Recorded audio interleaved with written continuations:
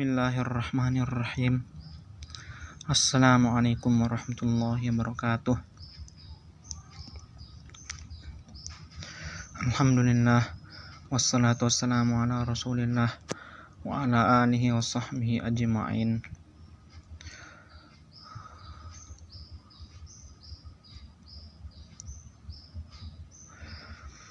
Para peserta pesantren kilat online Ramadan yang dirahmati Allah, semoga Allah memberikan kita kekuatan dan kesehatan zahir dan batin sehingga kita sanggup dan mampu melaksanakan ibadah Ramadan di tahun ini dengan baik dan benar. Amin amin ya rabbal alamin. Baiklah, para peserta pesantren kilat online Ramadan, mualim pada kesempatan kali ini diamanahkan untuk membawakan judul pelajaran yang berkaitan dengan kajian ilmu fikih yang berkaitan dengan jenazah.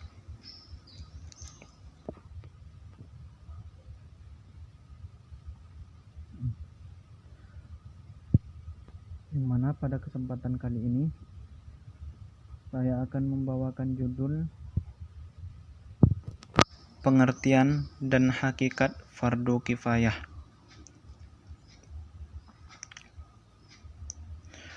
Sebelumnya di sini akan dijelaskan beberapa hal yang berkaitan dengan hal tersebut, yaitu orang sakit.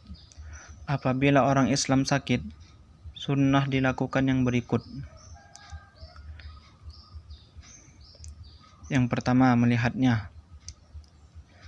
Yang kedua, mendoakannya lekas sembuh. Yang ketiga, mentalkinkannya, yaitu membacakan la ilaha illallah dan membacakan surah Yasin di sampingnya jika telah kuat dugaan ia akan mendekati kematiannya. Yang keempat, membaikkan sangkanya, yaitu husnuzon, bahwa Allah akan merahmatinya dan mengampuni dosanya.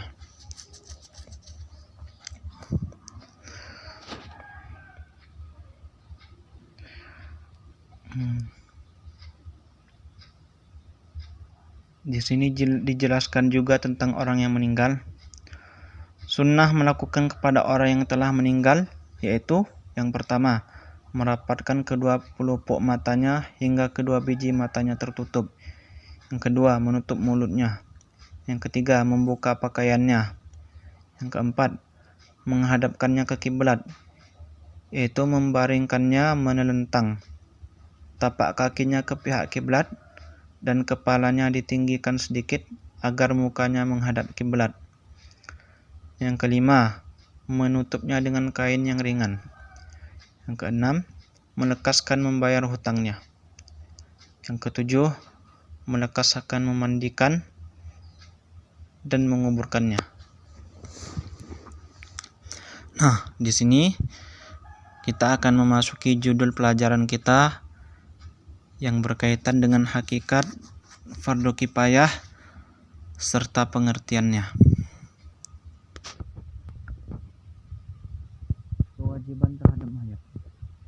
4 fardu kifayah yang wajib dilakukan terhadap mayat orang yang beragama Islam, yaitu memandikannya, mengkafaninya, mensolatkannya, menanamkannya.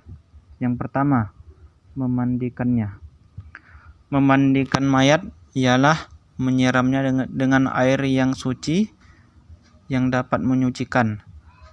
Sekurang-kurangnya mandi ialah menyiram seluruh badan mayat sekali hingga rata dan suci dari najis. Sunnah menyiramnya 3 kali. Pertama, menyiramnya dengan menyabuninya.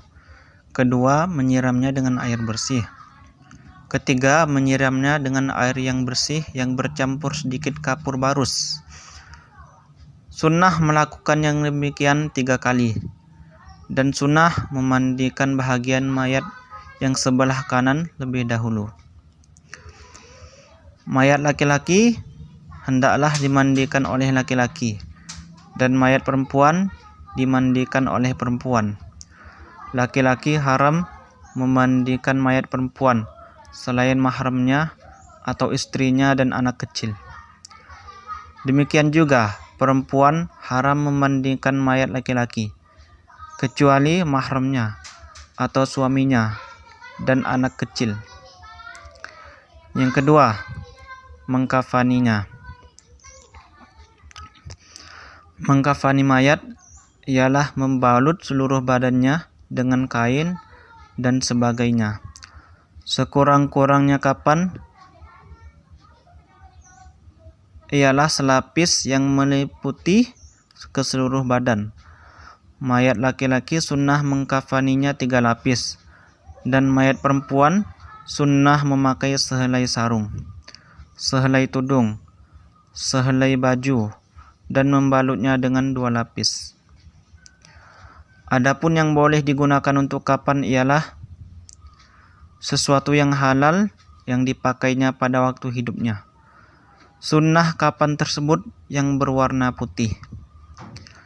Yang ketiga, menyembahyangkannya atau menyolatkannya. Rukun mensolatkan mayat ada 7, yaitu 1. Niat. Yang kedua, berdiri bagi yang sanggup. Ketiga, takbir 4 kali. Yang keempat, membaca Fatihah. Yang kelima, membaca sholawat. Yang keenam, mendoakan mayat. Yang ketujuh, memberi salam. Cara mensolatkan. Mensolatkan mayat harus dilakukan sesudah ia dimandikan. Beberapa orang mayat boleh sekali solat. Orang yang mensolatkan berdiri menghadap kiblat, dan mayat diletakkan melintang di hadapan. Jika solat itu berjamaah, imam berdiri di depan, dan makmum berdiri berbaris di belakangnya. Sunnah imam atau orang yang menyolatkannya seorang diri berdiri setentang kepala mayat laki-laki dan setentang pinggang mayat perempuan. Seterusnya, sholat tersebut dilakukan sebagai berikut.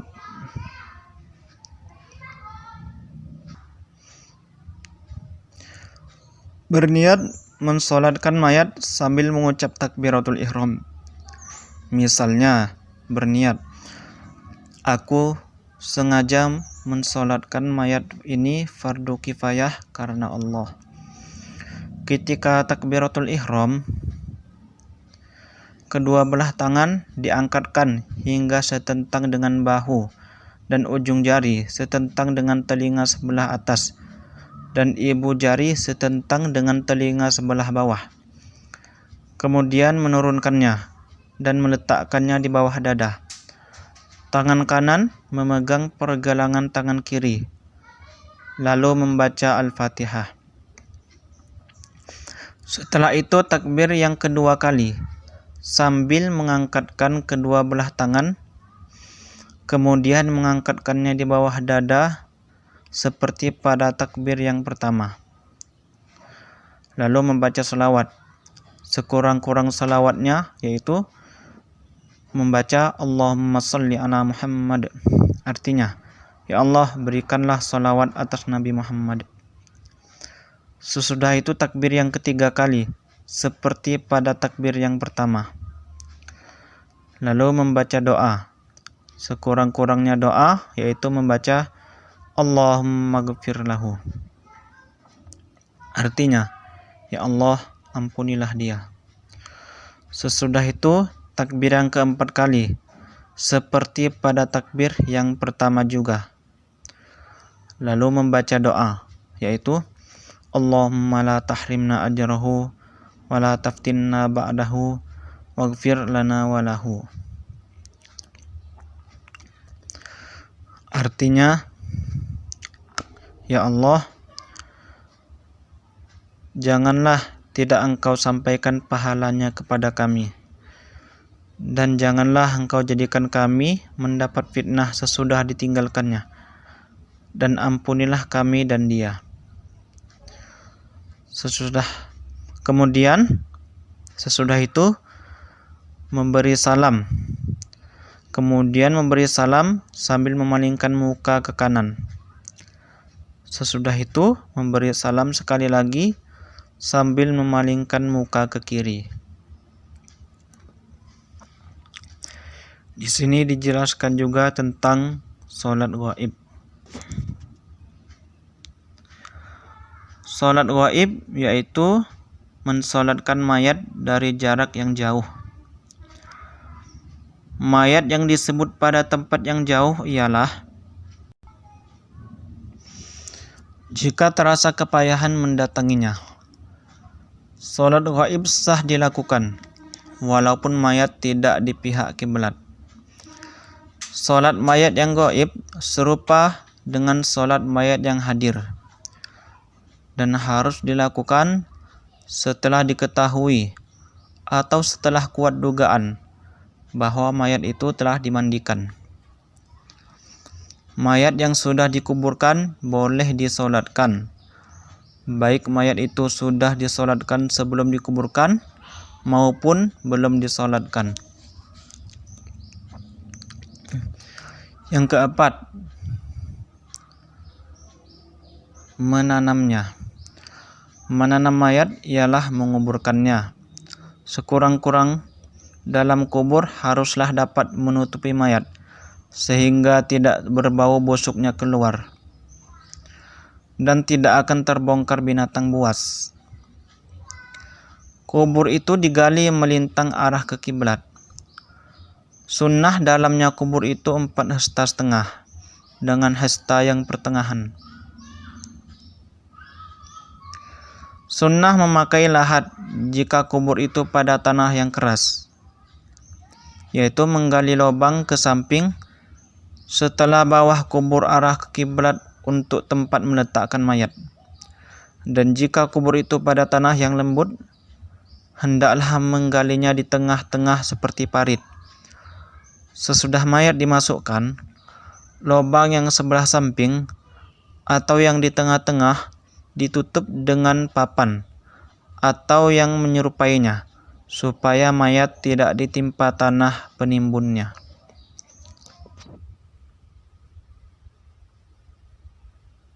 Makruh menanam mayat memakai peti keranda kecuali pada tanah yang berair atau yang lembut.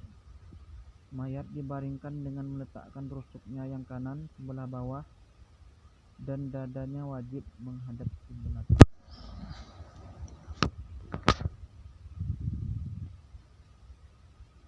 Mati syahid. Orang Islam yang meninggal sebab berperang melawan orang kafir dan matinya dalam peperangan dinamakan syahid. Mayatnya haram dimandikan dan haram pula disolatkan. Sunnah ditanam dengan pakaian yang ada pada badannya. Apabila pakaiannya itu tidak cukup menjadi kapannya, ditambah dengan kain yang lain.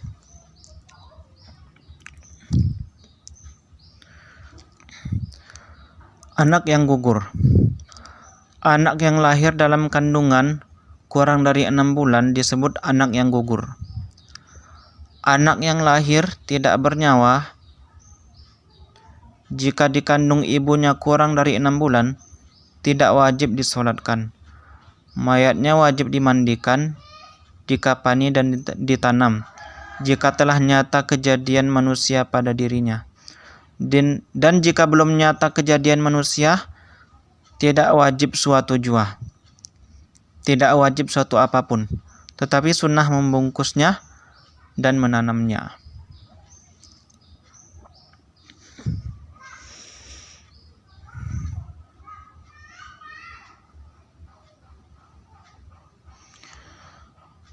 Anak yang lahir tiada bernyawa, jika telah dikandung ibunya 6 bulan, wajib dimandikan, dikafani, dan disolatkan dan dikuburkan. Jika anak itu lahir hidup atau nampak padanya tanda-tanda hidup, misalnya menangis atau bergerak, wajib dilakukan padanya 4 macam fardu kifayah yang tersebut di atas, walaupun dalam kandungan ibunya kurang dari 6 bulan.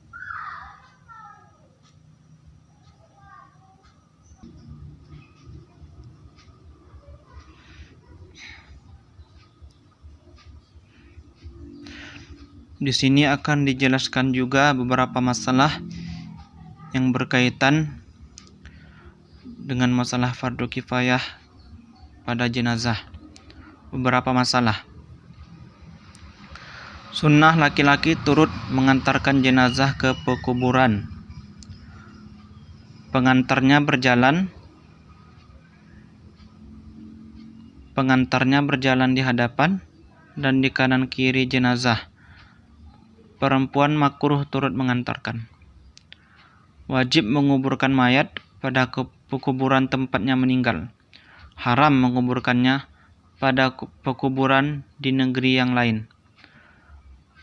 Haram meratap di waktu kematian.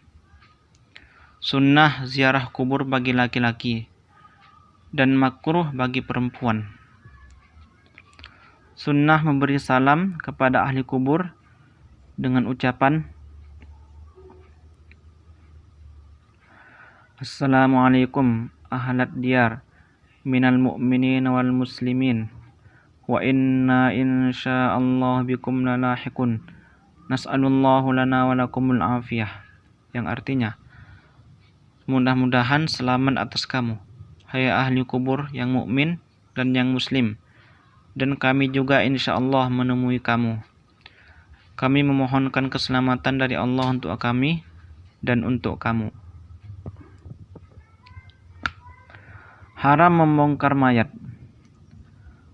Haram membongkar mayat sebelum hancur seluruh tubuhnya, kecuali karena hajat atau keperluan, misalnya karena hendak menghadapkannya ke kiblat atau hendak memandikannya karena telah ditanam dengan tidak menghadap kiblat atau tidak dimandikan.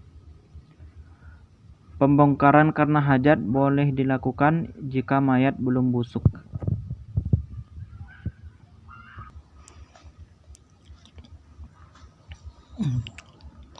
Baiklah, selanjutnya di sini akan dibacakan juga dalil-dalil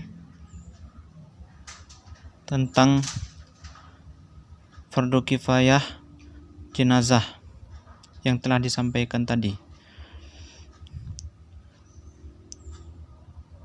Kullu nafsin za'iqatul maut wa innama tuwaffawna ujurakum yawmal qiyamah. Artinya, tiap-tiap yang berjiwa akan merasakan mati, dan sesungguhnya pada hari kiamat sajalah disempurnakan pahalamu. Surah Al-Imran ayat 185. Rasulullah SAW bersabda, An Abi Hurairah qala an-nabiy sallallahu alaihi wasallam, aksiru dzikra hadimil ladzatil maut. Artinya, dari Abu Hurairah, Nabi sallallahu alaihi wasallam bersabda, perbanyaklah kamu mengingat hal yang memutuskan kesenangan, yaitu mati. Riwayat Tirmizi dan dinilai sahih oleh Ibnu Hibban. Sabda Rasulullah, An Abi Hurairah qala an-nabiy sallallahu alaihi wasallam, haqqul muslimu 'alal muslimi khamsun, raddus salam wa i'adatul marid wa ittiba'ul janaiz wa ijabatud da'wah wa tashmitul atish. Dari Abu Hurairah, Nabi sallallahu alaihi wasallam bersabda, hak seorang Islam atas orang Islam yang lain ada 5, yaitu yang pertama menjawab salam, yang kedua menjenguk orang sakit, yang ketiga mengantarkan jenazah, yang keempat memenuhi undangan, yang kelima mendoakan orang yang bersin. Hadis riwayat Bukhari dan Muslim. Sabda Rasulullah sallallahu alaihi wasallam, An Abu Hurairah qala Rasulullah sallallahu alaihi wasallam, qala Allah Ta'ala, ana inda dhanni abdi. Artinya, dari Abu Hurairah, Rasulullah sallallahu alaihi wasallam bersabda, Allah telah berfirman, aku menurut bagaimana prasangkaan hambaku kepadaku. Hadis riwayat Bukhari dan Muslim. An Abi Qatadah anna an-nabiyya sallallahu alaihi wasallam hina qadimal madinata sa'ala 'anil Barra bin Ma'rur qalu tuwfiya wa awsa bi sulusi malihi laka ya Rasulullah wa awsa ay yuwajjihal qiblatah idza ihtadara faqala an-nabiyyu sallallahu alaihi wasallam asabal fitrah. Artinya dari Abu Qatadah bahwasanya Nabi ketika sampai di Madinah beliau menanyakan seseorang yang bernama Al-Barra bin Ma'rur. Jawab yang hadir, ia sudah meninggal dan mewasiatkan sepertiga hartanya kepada engkau dan mewasiatkan pula supaya ia dihadapkan ke kiblat apabila ia sakit parah. Kata Rasulullah, betul pendapatnya. Riwayat Hakim dan Baihaqi. Sabda Rasulullah sallallahu alaihi wasallam. An Abu Hurairah qala Rasulullah sallallahu alaihi wasallam laqinu mautakum la ilaha illallah. Artinya dari Abu Hurairah Rasulullah sallallahu alaihi wasallam bersabda, ajarkan olehmu orang yang sakit parah yang hampir mati membaca kalimat la ilaha illallah. Hadis riwayat Muslim dan Arba'ah. Sabda Rasulullah An Mu'qal bin Yasar qala an-nabiy sallallahu alaihi wasallam iqra'u mautakum Yasin. Artinya dari Mu'qal bin Yasar Nabi sallallahu alaihi wasallam bersabda, bacakanlah olehmu surat Yasin kepada orang yang sakit parah yang hampir meninggal. Riwayat Abu Daud dan Nasa'i. Sabda Rasulullah sallallahu alaihi wasallam an Shaddad bin Aus qala Rasulullah sallallahu alaihi wasallam idza hadartum mautakum fa'ghmidul basar fa innal basar yatba'ur ruh wa qulu khairan fa innahu yu'ammanu ala ma qala ahlul bait. Artinya dari Shaddad bin Aus Rasulullah sallallahu alaihi wasallam bersabda, apabila kamu menghadapi orang yang mati hendaklah kamu tutupkan matanya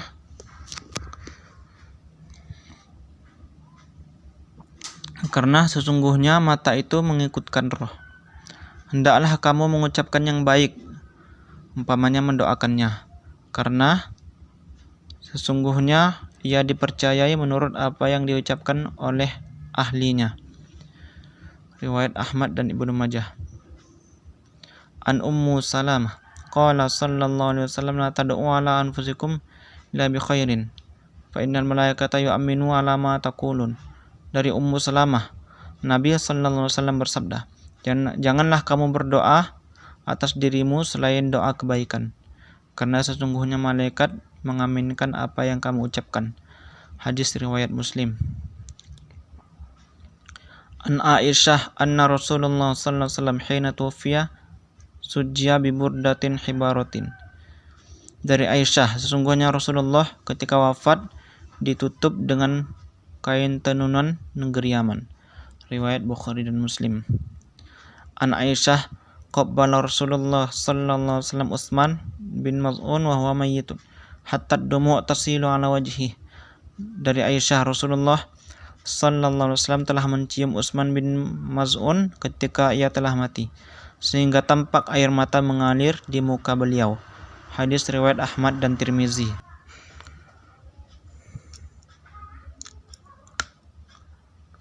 An Abi Hurairah qala Rasulullah sallallahu alaihi wasallam nafsul mu'minin mu'allaqatun bidinihi hatta yuqda anhu. Artinya dari Abu Hurairah Rasulullah sallallahu alaihi wasallam telah bersabda, diri orang mukmin itu tergantung tidak sampai ke hadirat Allah karena utangnya hingga dibayar dahulu utangnya itu oleh familinya. Hadis riwayat Ahmad dan Tirmizi. Sabda Rasulullah sallallahu alaihi wasallam. An Ibnu Umar qala Rasulullah sallallahu alaihi wasallam, ad-dinu dainan, faman mata wa huwa yanwi qada'ahu fa ana waliyyu, wa man mata wa la yanwi qada'ahu fa dzalika alladhi yu'khadhu min hasanatihi laysa yawma idzin dinarun wa dirhamun. Dari Ibnu Umar, Rasulullah sallallahu alaihi wasallam telah bersabda, utang itu ada dua macam. Barang siapa yang mati meninggalkan utang sedangkan ia berniat untuk membayarnya, maka saya yang akan mengurusnya. Dan barang siapa yang mati sedangkan ia tidak berniat untuk membayarnya, maka pembayarannya akan diambilkan dari kebaikannya, karena di waktu itu tidak ada emas dan perak sebagai pembayaran. Hadis riwayat Tabrani. An Ibnu Abbas anna Nabi sallallahu alaihi wasallam qala idh waqa'a an rahilatihi fama ta'gisiluhu bima'in wa sidrin. Rawahul Bukhari wa Muslim.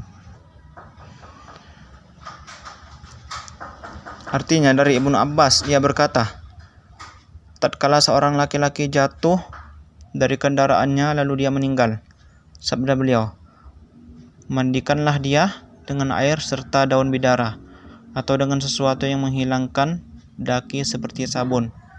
Riwayat Bukhari dan Muslim.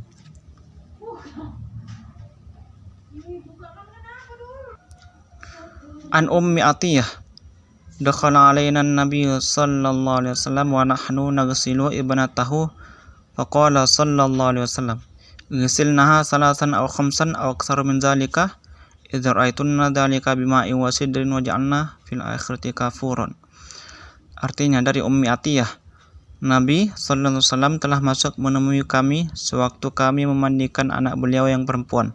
Lalu beliau berkata, mandikanlah dia 3 kali, 5 kali, atau lebih kalau kamu pandang baik lebih dari itu, dengan air serta daun bidara. Dan basuhan yang penghabisan hendaklah dicampur dengan kapur barus. Hadis riwayat Bukhari dan Muslim. Dalam riwayat lain dikatakan, mulailah oleh kamu dengan bagian badan sebelah kanan dan anggota wuduknya. An Aisyah qala Rasulullah sallallahu alaihi wasallam, man ghassala mayitan fa adda fihi al-amanah wa lam yufshim alaihi ma yakunu minhu inda dzalika kharaja min dzunubihi kayawmi waladatu ummuhu wa qala liyalihi aqrabukum in kana ya'lamu fa illam yakun ya'lamu faman tarawna indahu hazzan min wara'in wa amanatin. Rawahu Ahmad. Dari Aisyah, Rasulullah sallallahu alaihi wasallam bersabda, barang siapa memandikan mayat dan dijaganya kepercayaannya, tidak dibukakannya kepada orang yang lain apa-apa yang dilihat pada mayat itu, maka bersihlah ia dari segala dosanya seperti keadaannya waktu ia dilahirkan oleh ibunya. Kata beliau lagi, yang mengepalainya hendaklah keluarga yang terdekat kepada mayat jika ia pandai memandikan mayat. Jika ia tidak pandai, maka siapa yang dipandang berhak karena waroknya atau karena amalnya. Riwayat Ahmad.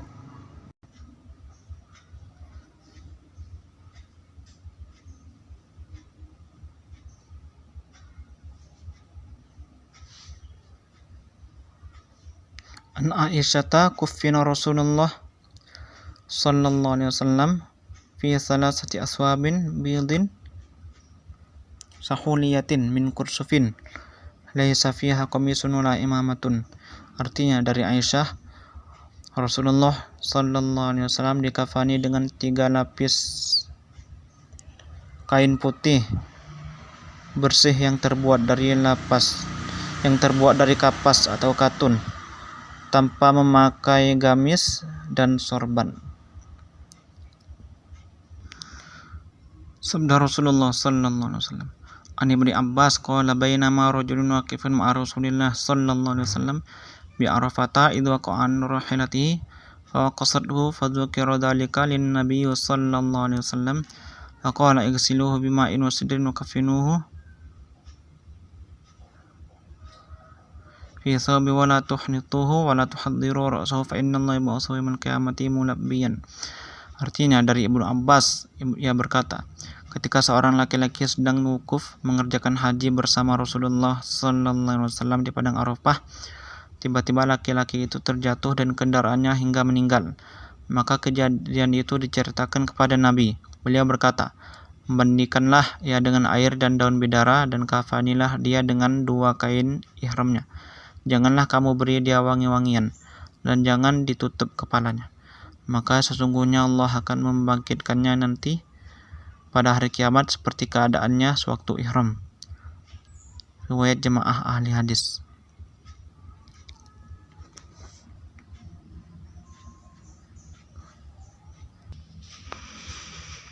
Demikianlah tadi beberapa hadis yang dibacakan sebagai dalil atas penyampaian materi tentang pengertian dan hakikat fardu kifayah tadi. Semoga dengan penjelasan kali ini menambah ilmu dan amalan kita, dan kita semakin dekat kepada Allah Subhanahu wa taala dan mendapatkan ilmu yang bermanfaat pada bulan Ramadan kali ini. Sekian pemaparan dari saya. Semoga kita semuanya menjadi anak yang soleh dan solehah, berguna bagi agama, nusa dan bangsa. Amin amin ya rabbal alamin. Allahul muwaffiq ila aqwamit thoriq.